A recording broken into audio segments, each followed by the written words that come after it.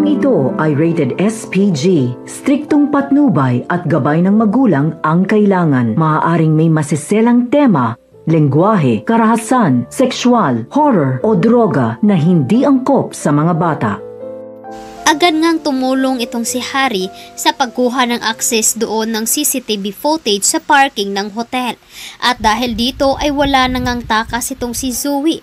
Mabibisto nila na kasama nga nila itong si Lolo Pepe dahil hindi naman nakuhan at hindi naman nakasarado ang CCTV footage doon sa parking area.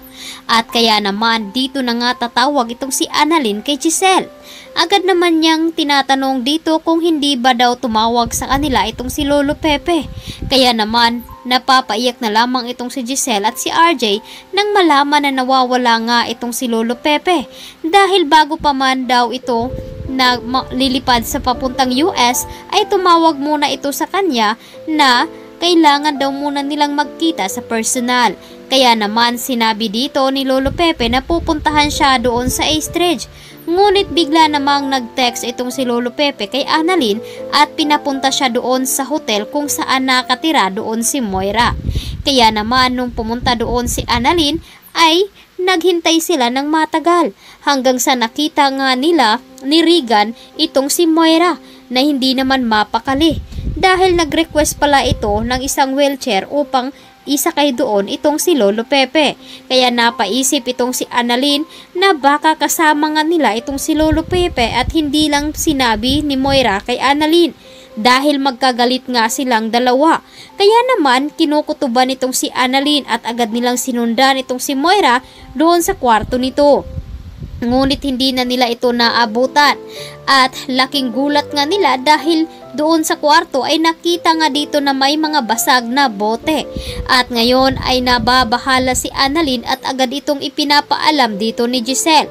Agad naman tinawagan ni Annalyn itong si Harry upang magpatulong sila sa pag-access ng CCTV footage. Ngunit mabilis nga itong si Moira ay agad naman nilang isinakay itong si Don Pepe sa sasakyan. At sinabi nga dito ni Moira na doon muna nila itago itong si Don Pepe sa bahay dito ni Nerissa habang wala pa nga itong malay. Hindi daw pwede na magkita itong si Don Pepe at si RJ dahil baka matuklasan na nila ang totoo na pagkatao dito ni Zoe. Nagpapanggap lamang itong si Zoe na kunwari ay hindi niya alam. Ngunit matagal na niyang alam na hindi siya anak dito ni RJ. Pinapaniwala dito ni Zoe itong si Lolo Pepe. Nagulat naman itong si Zoe kung bakit ginawa daw ito ni Moira. Samantalang, hindi na nga maiwasan ang pag-aalala dito ni Annalyn.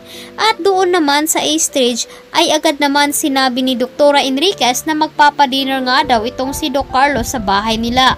May mga doctors nga daw at mga kaibigan ni Carlos ang pupunta doon. Agad naman sinabi dito ni Lynette bakit hindi daw siya nito in-inform at siya pa ang palulutuin ng mga pagkain. Marami naman daw kasing inaasikaso itong si Lynette at busy naman siya sa trabaho. Ngunit hindi niya mahindian itong si Carlos dahil ayaw naman daw nitong mapahiya sa kanya mga kaibigan. Kaya naman nag-request itong si Lynette na pwedeng imbitahin daw niya itong si Annalyn. Sinubukan niya itong tawagan ngunit humindi naman itong si Annalyn dahil magkikita pa daw sila ng kanyang Lolo Pepe. Ngunit sa pagkakataong ito ay hindi nga sumipot itong si Don Pepe dahil nawawala nga ito. Agad naman maisipan dito ni Annalyn na tawagan ang kanyang ina na nawawala nga itong si Don Pepe kaya kailangan nila itong hanapin. Mapornada nga ba ang dinner na sinasabi dito ni Carlos na ngayon ay mas uunahin dito ni Lynette ang kanyang anak? Dito na ba masisiwalat ang buong katotohanan kapag nahuli nila itong si Zoe at si Moira na magkasapwat at pati na rin itong si Carlos? Kaya ito ang dapat nating aabangan bukas dito lamang sa Abot Kamay na Pangarap. Maraming salamat sa inyong pagtutok at pakikinig.